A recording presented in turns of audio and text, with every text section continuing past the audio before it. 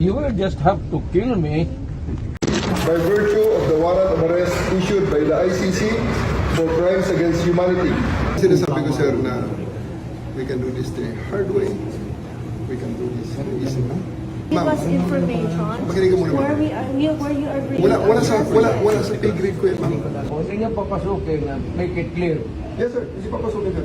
Ang sabi ko, ang abogado ko, ang anak ko na babae. They can visit you at your detention center, sir. Violations committed by the Philippine government in the arrest and transfer of former President Rodrigo Duterte. 1.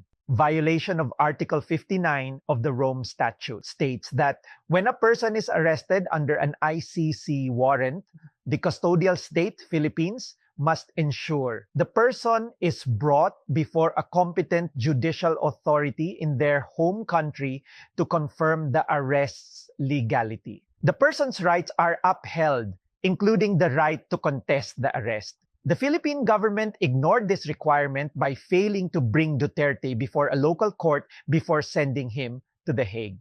2. Illegal execution of the arrest. Under Philippine legal procedures, an arresting officer must possess and present a physical hard copy at the time of apprehension. This ensures that the arrest is lawful and legitimate. The accused has access to an official document to verify the charges against them. 3. Duterte was never taken before a Philippine court. Denial of due process. Under Article 3, Section 14 of the Philippine Constitution, no person shall be held to answer for a criminal offense without due process of law. In all criminal prosecutions, the accused shall be presumed innocent until the contrary is proved and shall enjoy the right to be heard by himself and counsel, be informed of the nature and cause of the accusation against him.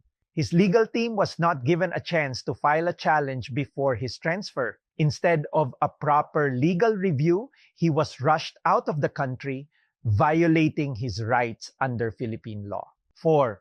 The ICC should never have accepted Duterte. The International Criminal Court itself violated its own legal standards by accepting Duterte under a flawed process. 5. The entire process is technically kidnapping.